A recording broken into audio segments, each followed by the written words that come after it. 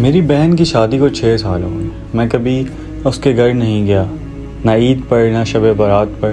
امی یا ابو جاتے ہیں. ایک دن میری بیوی مجھے کہتی ہے کہ تمہاری بہن جب بھی آتی ہے اس کے بچے گھر کا حال بگاڑ دیتے ہیں، اور تمہاری اماں تو کبھی اسے کپڑے، تو کبھی صابن، تو کبھی صرف کے ڈبے، اور کبھی کبھی تو چاول کی تھیلیاں بھر دیتی ہیں. اپنی امی کو بولو یہ ہمارا گھر ہے، کوئی راشن سینٹر نہیں. مجھے بہت غصہ آیا کہ میں مشکل سے گھر چلا رہا ہوں اور ماں سب کچھ بہن کو دے دیتی ہے.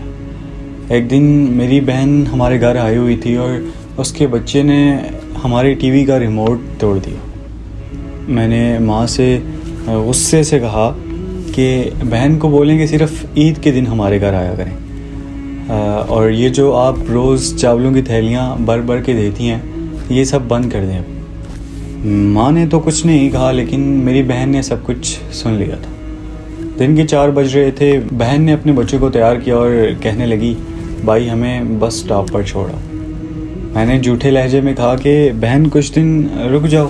تو اس نے کہا نہیں بھائی، بچوں کی چھٹیاں ختم ہونے والی ہیں تو ہمیں بس سٹاپ تک چھوڑنا ہے. پھر جب دونوں بھائیوں کے درمیان زمین کے بٹوارے کا وقت آیا تو میں نے بہن کو زمین دینے کا صاف انکار کر دیا. ماں نے بولا کہ بیٹی کا بھی حق ہوتا ہے. میں نے گالی دیتے ہوئے کہا کہ میں کسی کو حصہ نہیں دینے والا. میری بیوی نے بھی کافی باتیں سنائی، لیکن میری بہن سب کچھ سنتے ہوئے بھی خاموش رہی.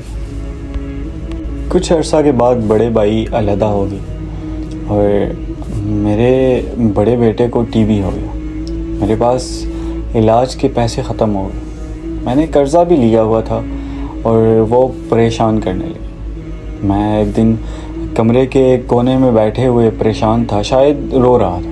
اس وقت وہی بہن ہمارے گھر آئی تو میں کہنے لگا کہ اب یہ منحوس بھی آ گئی اور باتیں سنانے لگی. پھر میں نے اپنی بیوی کو کہا کہ کچھ بنا دو اس کے لیے. تو بیوی نے کہا کہ خبردار کوئی گوشت وغیرہ لانے کی ضرورت نہیں. پھر کچھ دیر کے بعد وہ میرے پاس آئی. بھائی پریشان ہو. میرے سر پہ ہاتھ پھیر کر کہنے لگی کہ بڑی بہن ہوں تمہاری، سمجھ سکتی ہوں تمہیں، میرے گود میں کھیلے ہوئے تم، اور اب دیکھو مجھ سے بھی بڑے لگتے ہو. وہ میرے قریب آئی اور اپنے پرس سے سونے کے کنگن نکالے اور کہنے لگی کہ تم ایویں پریشان ہوتے ہو. بچے اسکول تھے. میں نے کہا دوڑتے دوڑتے بھائی سے ملا ہوں. یہ کنگن بیچ کر اپنا خرچہ کرو اور بیٹی کا علاج کرو. نہ جانے مجھے کیا ہوا اور میں پھوٹ پھوٹ کر رونے لگا، اور میں نے اپنی بہن کو گلے لگایا اور اس سے معافی مانگی. جن کی بہنیں سلامت ہیں، زندہ ہیں، تو ان کی قدر کر لو. بہنوں سے زیادہ پیار کرنے والا میرے خیال سے کوئی اور رشتہ نہیں ہو سکتا.